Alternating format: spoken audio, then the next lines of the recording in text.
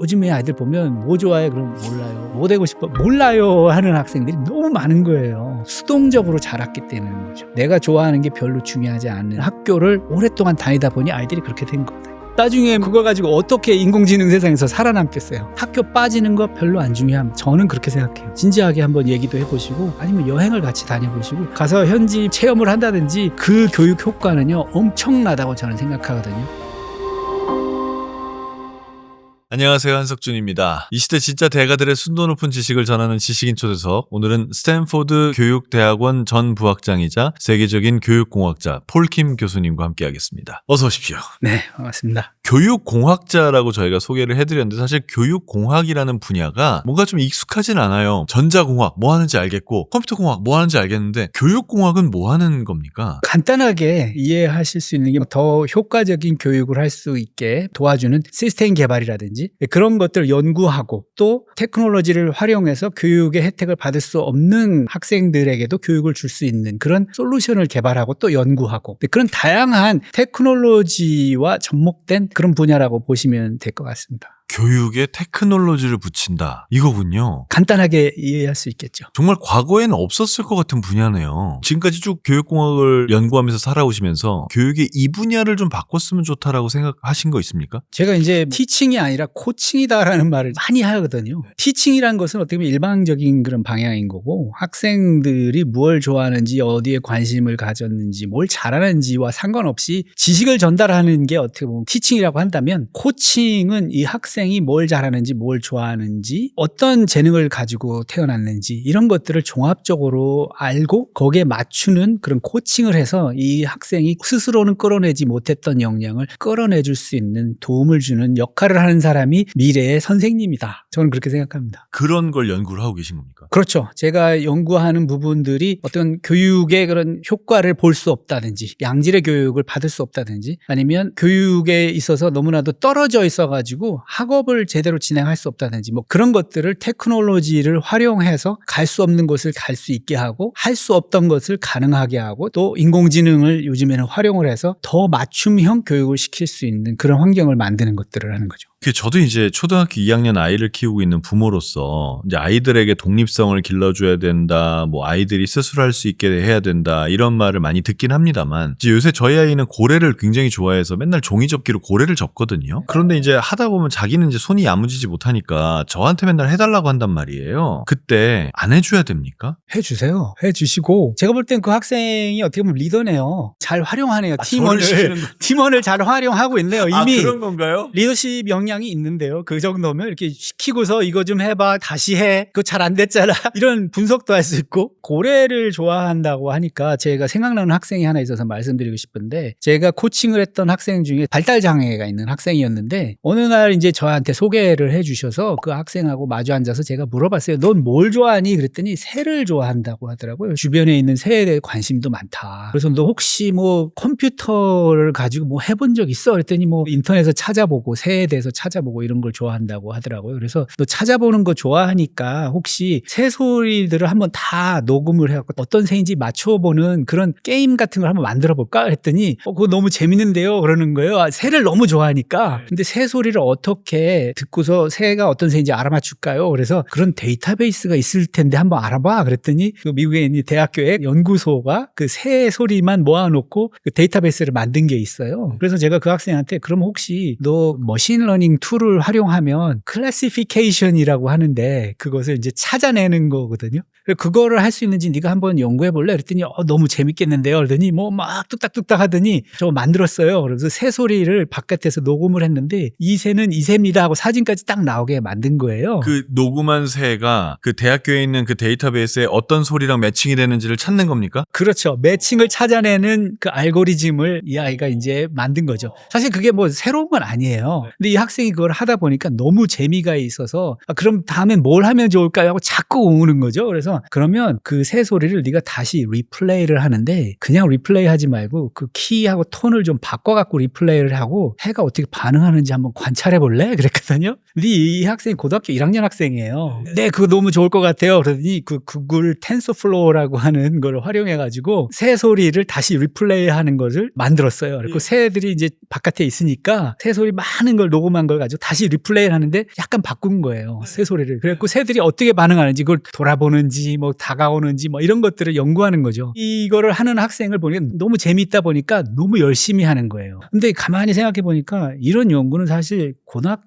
학생이 할 연구는 아니거든요. 박사과정 연구 같은데요? 맞죠? 예. 대학원에서나 가능한 거죠. 예. 근데 지금 시대에서는 그런 학위라든지 어떤 학년이라든지 이런 게 필요 없어요. 코칭을 해줄 때 어떻게 코칭하느냐에 따라서 이 학생이 어린 학생도 창업도 할 수 있고 솔루션도 개발할 수 있고 대학원생이나 할 수 있는 연구도 이미 할 수 있는 시대가 온 거예요. 그렇기 때문에 얼마나 안타까운 게 뭐냐면 이 고등학교 1학년짜리가 지금 저걸 하다가 나중에 대학교를 가서 얼마나 심심하고 재미없을까, 뭘 할까, 그게 걱정되는 거예요.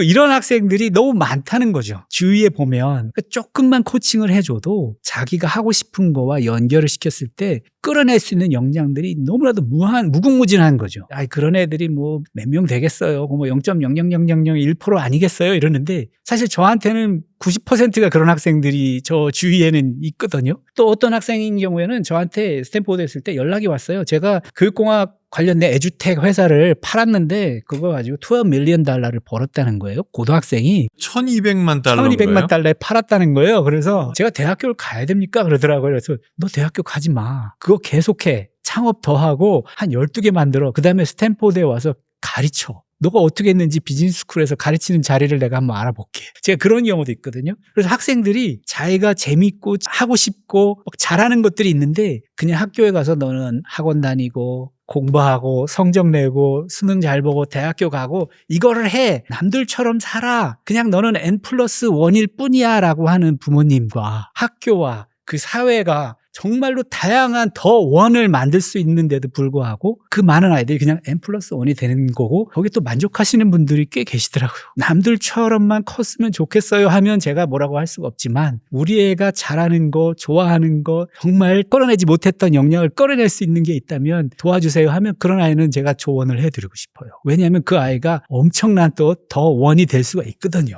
그러니까 자기가 뭔가를 좋아하는 거를 표현한다는 것은 축복이에요. 요즘에 아이들 보면 뭐 좋아해? 그럼 몰라요. 뭐 되고 싶어? 몰라요. 몰라요 하는 학생들이 너무 많은 거예요. 수동적으로 자랐기 때문인 거죠. 내가 좋아하는 게 별로 중요하지 않은 세상을 오래 살다 보니 내가 좋아하고 잘하는 게 별로 중요하지는 학교를 오랫동안 다니다 보니 아이들이 그렇게 된 거거든요. 슬프죠. 그럼 내가 좋아하는 게 뭔지 모르게 된 이유가 엄마 아빠가 다 해줬기 때문입니까? 그것도 아주 큰 이유입니다. 그럼 이렇게 지나치게 개입하는 게 나쁜 건가요? 절대로 그걸 결정을 해주지 마시고요. 결정을 해주지 마라. 결정을 해주지 마시고요. 만약에 뭘 물어본다면 그렇게 하는 게 좋을까? 원하는 방향이 있다면 분명히 거기에 어느 정도 얘기를 해줄 수 있겠죠. 난 이게 좋은 것 같은데 혹시 여기에 대해서도 한번 알아보는 건 어떨까? 이렇게 말해 주는 게 그게 아마 좋은 방식이지 그 아이를 위해서 생각을 하고 결정을 하고 내가 책임지고 이런 식으로 하면 아이가 점점점 수동적인 아이가 되는 거죠. 그럼 엄마 나 수학학원 가기 싫어. 그러면요. 가지 마. 야 돈도 세이브하고 너무 좋다 야. 그 돈으로 우리 딴 거 할 수 있어. 우리 같이 뭐 하이킹을 갈 수도 있고 뭐 미술관도 갈 수 있고 박물관도 갈 수 있고 할 수 있는 건 너무 많아. 우리 같이 주말에 봉사활동하러 갈 수도 있고 다른 거 하세요. 왜 그걸 수학학원 가기 싫은 거를 굳이 보내려고 하십니까? 그런 부모가 어딨어요. 저는 그렇게 했는데 때려서라도 보내려고 하시겠죠. 왜요? 그러면 그 아이가 억지로 하게 되고 스트레스 받고 잘 되지도 않고 그걸 해서도 보람도 못 느끼고 또 그걸 활용할 수도 없고 나중에 뭐 그걸 가지고 어떻게 인공지능 세상에서 살아남겠어요? 교수님 너무 현실의 교육을 이해 못하시는 거 아닙니까? 어떻게 보면 너무나도 N+1 시대 BG에 빠져서 AG를 생각을 안 하시면 그렇게 될 것 같아요. Before AI에 Before 빠져서. Gen AI, After Gen AI. 제가 말씀드렸잖아요. BG를 벗어나세요 이제. 저는 그렇게 뭔가 좋아하는 게 있다는 아이를 보면 너무 흥분이 돼요. 요 아이에게 뭔가를 좀 보여주면 뭔가 이렇게 확 터져가지고 또 막 뭐 하겠구나. 조금만 하는 거 보여주면 또 막 만들겠구나. 막 이런 생각이 들거든요. 그럼 그걸 하고 또 하나 던져주고 하다 보면 초등학교 2, 3학년도 대학원 과정에 있는 프로젝트를 지금 할 수 있어요. 그 교수님께서 또 얘기하신 것 중에 외계인 학습법이라는 게 있습니다. 이 외계인 학습법은 뭐이며 이건 어떤 효과가 있나요? 외계인 학습법은 제가 2005년도였던 것 같은데 멕시코의 원주민들에게 집을 지어주는 그런 봉사활동을 하러 팀이 갔었는데 거기 가서 보니까 아이들이 밭에서 일을 하는 거예요. 새벽부터 저녁까지 일을 하는 거예요. 그 얘네들은 학교를 언제 가나요? 그랬더니 이 아이들을 위한 학교가 없다라는 거죠. 그래서 어떻게 이런 일이 있을 수 있죠? 그랬더니 이 아이들은 원주민이고 이곳 애들도 아니고 학교도 없고 공부도 하지 않고 이렇게 밭에서 일하다가 40대 되면 죽는데요. 그게 너무나 가슴에 와닿은 거죠. 그래서 제가 모바일 에듀케이션이라는 걸 그때 시작을 했어요. 모바일 러닝이라고 그래가지고 요만한 디바이스에다가 다양한 교육 콘텐츠를 집어넣고 거기서 이제 뭐 노래도 하고 스토리도 듣고 단어 공부도 하고 뭐 이런 것들을 하는 프로젝트를 거기서 시작을 하게 된 거죠. 제가 그 멕시코까지 차를 타고 갔던 거죠. 그걸 잔뜩 싣고 가서 아이들한테 그걸 전달해 주면서 내가 멀리서 왔는데 이게 뭔지 모르겠거든. 니들이 이걸 한번 보고서 이게 뭔지 나한테 얘기해 주면 좋겠어. 그랬더니 아이들이 그걸 막 돌로 깨서 부시고 그걸 막 흙에다 갈기도 하고 막 이러는 거예요. 그래서 그냥 가만히 있었죠. 근데 어떤 여자아이가 그중에 버튼을 하나 누르니까 이게 켜진 거예요. 그러니까 소리가 나고 막 화면에 뭐가 나오잖아요. 그러니까 다른 애들이 막 달려와서 이 아이한테 물어본 거예요. 너 뭐 했더니 그렇게 됐어? 그러니까 이 여자아이가 다른 애들한테 설명을 한 거예요. 이거를 누르고 3초 동안 가만히 있으면 이게 켜져. 그러면서 이제 막 설명을 하고 서로 이제 나도 해봐야지 하면서 서로 막 가르쳐 주는 거죠. 그러면서 거기에 있는 노래를 따라하는 거, 책 읽는 거, 단어 공부 이것들을 서로 가르쳐 주면서 공부를 하는 거예요. 나중에 저한테 오더니 설명을 해줄 테니까 잘 들어봐. 그래갖고 그래 뭘 찾았느냐 그랬더니 이거를 버튼을 일단 3초를 눌러야 돼. 이걸 열거나 깨부시면 안 돼. 그러면서 3초를 누르고 킨 다음에 이걸 누르면 절로 가고 절로 가면 노래를 들을 수 있고 일로 가면 사전을 사용할 수 있고 막 이런 걸 설명을 해주는 거예요. 내가 이거를 가르쳐 주려고 했다면 다 여기다 앉혀놓고서 자 잘 봐. 처음엔 이걸 눌러. 그 다음에 이걸 해 저걸 해 이런 식으로 티칭을 했다면 아이들이 재미도 없었을 거고 관심도 별로 없었을 거고 찾아내지도 못했을 거고 그거를 배우고 기억하지도 못했을 거지만 아이들이 스스로 찾아내면서 실험하면서 서로 가르치면서 배운 거죠. 저는 외계인이었던 거죠. 그래서 이걸 외계인 학습법이라고 하는 거예요. 그래서 제가 이런 오지의 교육 현장을 가서 이런 모바일 교육을 할 때는 항상 이런 외계인 학습법을 씁니다. 제가 가르쳐 주지 않아요. 가만히 보고 있고 코칭만 조금씩 해주는 거죠. 그랬을 때 아이들의 학습 효과가 최대로 난다. 그게 외계인 학습법입니다. 그럼 그 똑같은 얘기를 만약에 집에서 자녀에게 한다면 어떻게 해야 됩니까? 자녀에게도 질문을 하면 질문으로 대답하고 아이들의 그 질문을 상당히 존중해 줬던 것 같아요. 어렸을 때부터 아이들이 뭘 물어봤을 때 그렇게 생각해 나는 이렇게 생각하는데 하고 대화를 상당히 많이 했던 것 같고 이렇게 식당 같은 데 가보면 어떤 부모님들은 아이한테 핸드폰 주고서 너 이거나 봐 아이패드나 해 하면서 자기들은 막 얘기하고 막 이런 부모들 있잖아요. 전 너무 안 좋아해요. 그런 상황을 뭐라고 좀 말씀을 드리고 싶은 거예요. 가정에서나 밖에서나 아이들을 동등하게 질문도 하게 하고 대화에 참여하게 하고 너무 중요한 것 같아요. 저도 어렸을 때 아버님께서 신문을 이렇게 스크랩을 해서 주셨어요. 저한테 너 한번 이거 읽어봐 그러면서 초등학교 저학년 때부터 그렇게 자꾸 신문을 오려가지고 그냥 이거 다 읽어봐가 아니었어요. 그냥 요만한 거 재미있을 만한 거 관심 가질 만한 거 어떤 과학에 대한 거 기술에 대한 거 이런 것들을 자주 이렇게 오려서 주셨던 것 같은데 그때 기억이 나는 그 조그만 신문 요만한 구석에 세계는 넓고 할 일은 많다 뭐 이런 말이 나오는 거예요. 이거 참 맞는 말인 것 같다. 이런 생각을 하면서 나도 좀 나가서 뭔가 공부도 해보고 싶고 새로운 걸 또 도전해보고 싶다라는 생각을 했던 것 같아요. 그게 저한테는 큰 도움이 된 것 같습니다. 이거 고등학교 때 그렇게 하위 1%일 때 그 부모님 혹시 뭐라고 하셨나요? 저희 아버님은요, 제가 몇 학년인지 잘 모르셨어요. 제가 지금 뭐 학교를 다니는지. 아주 그 오래전 영화에 나오던 한국 아빠시군요. 네. 그리고 저희 어머님은 뭐 별로 이렇게 신경을 안 쓰셨고, 제가 또 막내거든요. 그렇기 때문에 저도 이제 불만이었던 게, 누님, 형님은 다 유치원도 가시고, 피아노도 배우시고, 바이올린도 했는데 저는 아무것도 안 가르치시고, 유치원도 안 보내고, 돈을 안 쓰신 거죠. 제 막내니까 뭐 그냥 알아서 하겠지라고 하셨는데, 저한테는 그게 너무 감사드린 거죠. 학교도 어차피 가기 싫었고 공부를 못하니까 집에 와서 뭐 이렇게 뚝딱뚝딱 만드는 거를 너무 좋아한 거죠. 저희 아버님이 공부가 되게 많으셔가지고 다 뜯어보고 열어보고 어떻게 작동하는지를 보고 보일러를 막 뜯어서 DC, AC 변압기에 이게 뭐 하는 거지? DC 전기를 뭐 만들어서 모터를 돌려야겠다 뭐 이런 생각을 하고 나무에다 뚝딱뚝딱 해가지고 모터를 달고 배터리를 달고 막 전기자동차를 만들고 그러다가 뭐 감전되기도 하고 막 아이고야 진짜로요? 네, 그런 경험이 있었는데 저한테는 너무나도 즐겁고 재밌고 많은 것을 배울 수 있었던 있었던 저의 창의력을 너무나도 발전시킬 수 있었던 귀중한 시간이었던 것 같습니다. 저는 이제 교수님 말씀드리면서 드는 생각이 정말 특이한 환경이었던 것 같아요. 다 특이해요. 따지고 보면 누구나 다 특이하고요. 다 특출납니다. 일단 그 환경을 똑같게 하고 똑같은 결과물을 가게 하는데 동참을 하면 똑같은 물건이 되는 것이고, 그렇지 않고 자기가 하고 싶은 거를 마음대로 할 수 있는 두렵지 않은 환경이 만들어지면 자기가 하고 싶은 걸 마음대로 하면서 살 수 있는 거예요. 혹시 이런 거는요, 애들이 이제 제일 많이 하고 싶은 게 유튜브 보는 거랑 게임하는 거니까 흔히 이런 걸 협상 카드로 많이 씁니다. 너 숙제하면 게임 1시간 시켜줄게. 이거 수학 문제 여기서부터 여기까지 다 풀면 그럼 유튜브 한 30분 보게 해줄게. 이런 거를 조건으로 거는 건 안 좋은 방법입니까? 저는 안 좋은 방법이라고 생각해요. 그 시기까지 이미 갔다는 것은 아이가 자기가 좋아하는 걸 찾지 못한다는 뜻이거든요. 그러니까 자기가 몰두해서 하고 싶은 게 있었다면 유튜브 볼 시간이 없을 거예요. 아까 새를 좋아하는 아이처럼 지금 이거 만들어야지 하고 이거 재밌을 것 같은데 뭐가 나올지 막 궁금해하고 막 호기심을 막 유발하는 그런 일을 하고 있을 때는 이런 아이는 유튜브 볼 시간 없어요. 게임할 시간 없어요. 이걸 하고 싶은 거예요. 내가 너무나 하고 싶기 때문에. 그래서 부모님께서 코치가 되고 싶으시다면 아이가 뭘 좋아하는지 잘하는지 또 뭐 어떤 특기를 갖고 있는지를 좀 분석을 해보시고 거기에 좀 집중을 해서 이렇게 호기심을 더 유발할 수 있는 것들을 던져주시고, 기왕이면 사회를 좀 잘 볼 수 있도록 봉사활동 많이 다니시고 미술관도 많이 다니시고 하이킹도 많이 다니시고 세상을 많이 보게 하고 느끼게 하고 세상의 아픔과 고통 같은 것을 알게 하는 그런 경험을 많이 갖게 하는 시간이 더 좋지 않을까 생각합니다.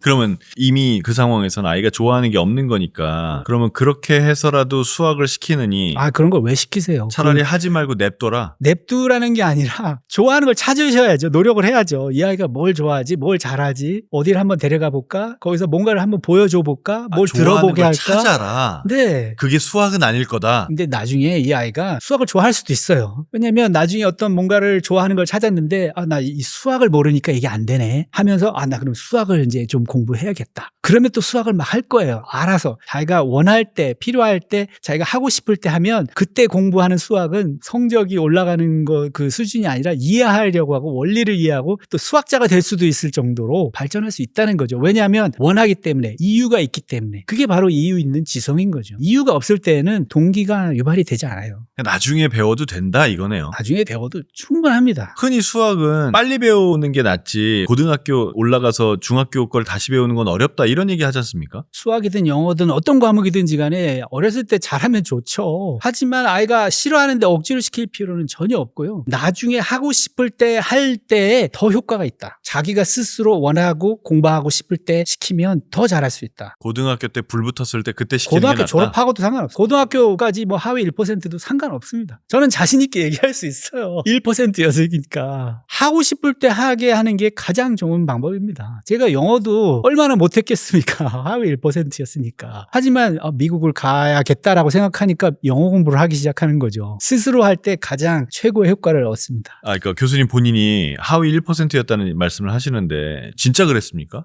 네, 그래서 제가 성적표를 떼놨다니까요. 혹시 궁금해하시는 분들이 있을까봐. 그 당시에는 수음이 양가잖아요. 양가 뭐 이런 거죠. 중고등학교 때까지 그렇게 하위 1%이다가 그럼 어떻게 됐어요? 그 다음에는? 미국의 ESL 갔죠. English for Second Language Learners라고 하나요? ESL? 대학을 안 간 거죠? 대학을 처음에 갈 수가 없었죠. ESL 가서 토플 공부를 했죠. 그럼 그땐 공부를 하고 싶었습니까? 영어 공부가 너무 하고 싶었죠. 소통이 돼야 되니까. 드디어 뭔가 하고 싶었네요. 그렇죠. 소통을 하고 싶으니까 영어 공부를 해야겠다. 그래서 어떻게 하면 가장 빠른 시간에 영어 공부를 할 수 있을까? 이러다 보니까 또 여러 가지 방법을 또 생각해냈죠. 창의적인 방법들을. 그럼 그렇게 ESL을 다니고 바로 미국 대학을 갔습니까? 그렇죠. ESL을 통과했으니까 이제 미국 대학을 들어갔죠. 한국에서 꼴등이었는데 미국 대학을 들어갈 수 있나요? 제가 미국에 가서 ESL을 이제 통과를 했을 때 처음으로 들었던 수업이 그 음악 수업이었었어요. 제가 왜 음악 수업을 듣게 됐냐면 다른 거 하면 영어를 너무 많이 써야 되니까 어렵겠구나. 음악은 내가 좀 자신이 있는데 나 음악 좋아하니까 음악 수업을 딱 사인업을 했죠. 처음으로 들은 수업입니다. 대학교에서. 뮤직 어프리시에이션이라고 음악 감상 101 수업인데 그걸 그냥 사인을 한 거예요. 그래서 들었는데 딱 갔더니 교수님이 음악을 틀으시는 거예요. 뭐 베토벤, 모차르트 막 이런 걸 막 틀으시고서 잘 듣고 다음 주까지 에세이 5장짜리를 써오라는 거예요. 그래서 큰일 났다. 이건 아닌데. 그래서 이제 제출을 했는데 몇 줄 쓸 수가 없었던 거죠. 그랬더니 교수님이 이게 감상문이야 그러는 거죠. 그래서 손짓 발짓 하면서 저는 한국 학생인데 음악을 너무 좋아하고 나는 너무 많은 상상력을 하게 한다. 이 음악이 표현을 하고 싶은데 한국말로는 이게 다 생각이 나는데 영어로 표현하기 너무 어렵다. 그 당시에는요 인터넷도 없었고요, 챗GPT도 없었고요, 아무것도 없었어요. 그 당시에는 연필로 써가야 되는 상황이었어요. 사전도 종이 사전 쓸 때죠. 노트북 컴퓨터도 없었어요. 인터넷이 없었으니까. 그래서 그랬더니 교수님이 그래? 괜찮아. 한국말로 써와. 그리고 너 한영사전 갖고 와. 그러는 거예요. 그래서 한글로 썼죠. 5장을 뭐 엄청나게 썼죠. 또 제가 음악을 너무 좋아했으니까 표현을 막 했죠. 그리고 나서 교수님이 그럼 이제 이거 처음부터 설명을 해보래요. 단어를 하나씩. 그래서 막 설명을 해드렸죠. 그랬더니 교수님이 그걸 다 들으시더니 이건 영어 수업이 아니라 너의 음악의 그 감성을 보는 수업이야. 근데 너의 에세이가 A+야. A+. 최초로 제 인생에 A+를 처음 받아본 거죠. 그 음악 수업에서. 고등학교 때까지는 하위 1%였으니까. 그렇죠. 네. 그 교수님은 제가 뭘 잘하는지 못하는지 정확히 아신 거고 저한테서 끌어내려는 역량이 무엇인지 아신 거예요. 그 최초로 인생에서 A+를 받은 느낌이 어땠습니까? 눈물이 나는 거죠. 나도 A+ 학생이 될 수 있구나. 그 다음부터 이제 동기 유발이 완전히 충만이 됐겠죠. 그 다음은 또 뭘 들어야 될까?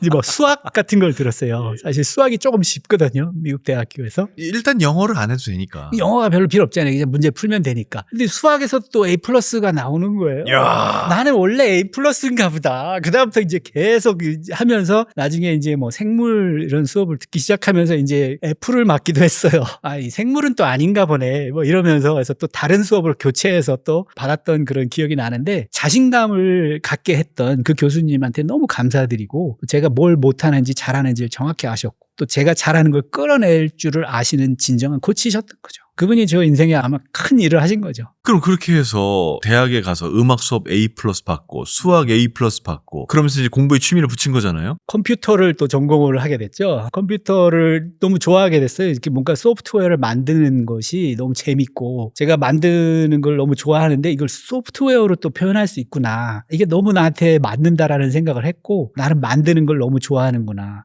지금도 개발하고 있잖아요. 전철을 탄다든지 이럴 때는 핸드폰 가지고 코딩을 지금도 하고 있습니다. 똑같아요. 35년 전이나 40년 전이나 지금이나 별로 달라진 게 없다는 거죠. 그래서 컴퓨터공학과로 진학을 해서 컴퓨터를 이제 공학을 마치고 그 당시에 또 이제 컴퓨터를 할 줄 안다는 것은 또 상당한 그런 스킬이었어요. 그러다 보니까 컴퓨터 전공한 사람들이 아르바이트를 많이 할 수 있었다. 아르바이트를 통해서 돈을 좀 벌었군요. 벌을 수가 있었죠. 네네. 네, 그래서 그게 너무 재밌었고 소개를 또 많이 받게 됐고 그러다가 우연한 기회로 아이를 코칭을 해주는 경험을 하게 돼요. 부모님이 안 계신 아이였는데 그 아이가 그 당시에 초등학교 4학년쯤 됐는데 책을 아직 읽지를 못하고 또 학교에 가서 뭐 분리당하고 뒤에 앉아있고 선생님이 뭐 시키면 두려워하는 그런 아이였어요. 그래서 제가 이 아이를 좀 도와주고 싶다. 앉아가지고 물어봤죠. 너 뭐 좋아하니? 오늘은 뭐 했니? 막 이런 거를 얘기하면서 그 아이가 얘기한 것들을 썼어요. 제가 컴퓨터 이런 걸로 하는 게 아니라 그냥 글씨를 써가지고 네가 이게 지금 금방 얘기한 거야. 내가 한번 읽어볼게. 그러면서 같이 읽어줬어요. 그랬더니 이제 자기가 한 말이니까 자기가 읽는다는 착각을 하는 거예요. 그러면서 이거 재밌다라는 거예요. 이게. 그래 그럼 내일도 또 해보자 그러면서 자주 만나가지고 아이가 얘기한 걸 자꾸 쓰고 같이 읽었어요. 그러다 보니까 나중에 얘가 읽는데 제가 단어를 이렇게 몇 개씩 바꿨어요. 말하지 않은 단어를 거기다가 집어넣기도 하고 그러면서 아이가 이제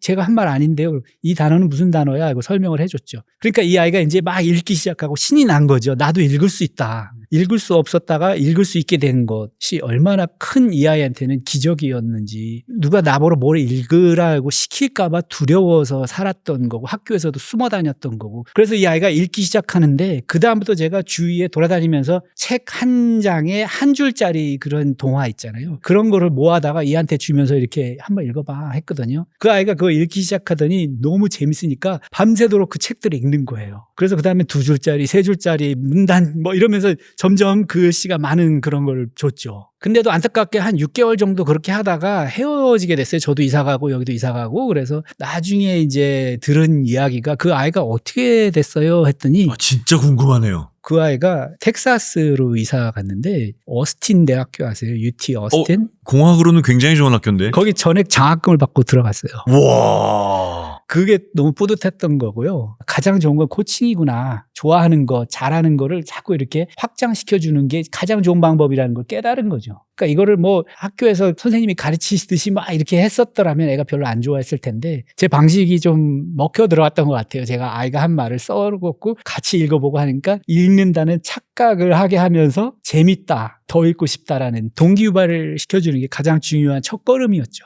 그래서 내가 이 아이를 조금만 이렇게 코칭을 해줘도 아이가 이렇게 변할 수가 있구나. 그걸 이제 제가 터득을 한 게 된 거죠. 그러면서 교육이라는 게 이렇게 중요하구나. 사람의 인생을 좌지우지할 수 있는 게 교육이구나. 교육에 관련된 거를 했으면 좋겠다. 근데 내가 컴퓨터공학 쪽을 전공했는데 뭘 하면 좋을까 하다가 교육공학을 해야 되겠다. 그래서 이제 교육공학 석박사를 하게 된 거죠. 약간 좀 못된 질문 하나 드리고 싶은데 혹시 저기 이렇게 코칭했는데 잘 안 된 적도 있습니까? 왜 이걸 질문을 드렸냐면 모든 학생들에게 가능성이 있다고 말씀하셨지만 어떤 학생들은 얘기하다 보면 얘는 진짜 도저히 안 되겠다라고 생각할 그럴 때도 있잖아요.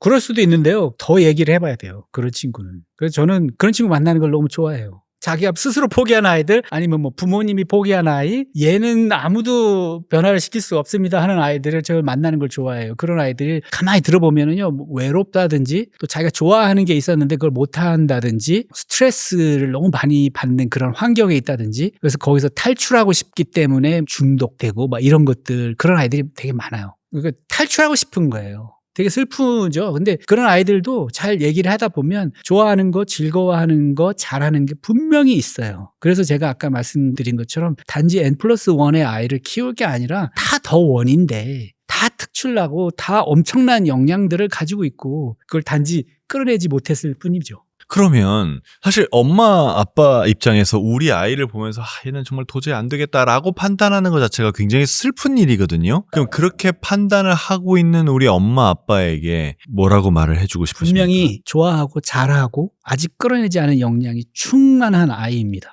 한 번 더 시간을 좀 보내보세요. 그리고 진지하게 한번 얘기도 해보시고 아니면 여행을 같이 다녀보시고 학교 빠지는 거 별로 안 중요함. 저는 그렇게 생각해요. 학교 빠져도 돼요. 그거 뭐 며칠 빠졌다고 뭐 큰일 나지 않아요. 데리고 가세요. 가서 현지 체험을 한다든지 등산을 같이 간다든지 이런 거 너무 경험 좋다고 저는 말씀을 드리거든요. 제 친구 교수 중에 한 명은 아이를 데리고 다녀요. 자기가 본인이 어디 미팅 갈 때도 데리고 다니고 프로젝트 할 때도 데리고 다니고 예. 항상 데리고 다니고 학교를 안 보내요. 근데 걔는 너무 똑똑해요. 봉사활동 같은 것을 이미 어렸을 때부터 해왔어요. 아버지가 그 아이를 오지에 데리고 다니면서 교육봉사 같은 걸 해요. 그 아이가 인공지능 뭐 이런 걸 배우거든요. 왜냐하면 그 아버지가 인공지능 로보틱스의 1인자예요. 그래서 그 아이가 다 이제 아버지가 한 거를 보고서 따라하고 배우고 한 거 있잖아요. 그거를 오지에 있는 아이들한테 가르쳐줘요. 그 교육 효과는요 엄청나다고 저는 생각하거든요. 그 아이는 이미 발명을 한 게 여러 가지가 있어요. 학교를 다니질 않는 아이인데도 불구하고 하고 싶은 거를 하는 거죠. 그리고 창의적인 것들을 너무 많이 할 수 있는 기회와 환경을 가지고 있는 거죠. 그런 환경을 만들 수 있는 건 부모님이거든요. 학교를 빠지는 걸 두려워하지 말고 두려워하지 마세요. 학교 며칠 빠졌다고 큰일 안 나요. 한 학기 쉬어도 상관없어요. 뭐 1년 뒤쳐져도 전혀 문제 없어요. 우리 아이가 지금 공부 못한다고 해서 예. 뭐 큰일 나지 않아요. 동기유발만 시켜주시면 되는 거예요. 그 대신에 의미 있는, 이유 있는 호기심을 유발시키시고 동기유발을 시키시면 아이가 하고 싶은 마음이 생겨지고 파고들고 싶은 데가 분명히 생겨요. 새 좋아하는 아이, 고래를 좋아하는 아이 다 있어요. 엄청난 일을 할 수 있어요. 단지 우리가 코칭을 잘 못해서 그런 거죠. 자, 오늘 폴킴 교수님과 함께 이 교육에 대한 얘기를 나눠봤습니다. 오늘 얘기가 정말 많은 부모님들에게 우리 아이는 이렇게 될까? 우리 아이의 현재 상황은 어떨까? 그럼 우리 아이는 지금부터는 어떻게 해야 될까라는 거에 대해서 많은 생각을 하게 하지 않았을까라는 생각이 들고요. 무엇보다 저한테 엄청나게 많은 생각을 하게 만들었습니다. 저는 이제 빨리 집에 가서 아이와 함께 지금 제가 생각하고 있는 것들을 해봐야겠습니다. 여러분들에게도 반드시 도움이 됐기를 진심으로 바랍니다. 끝까지 시청해주셔서 고맙습니다.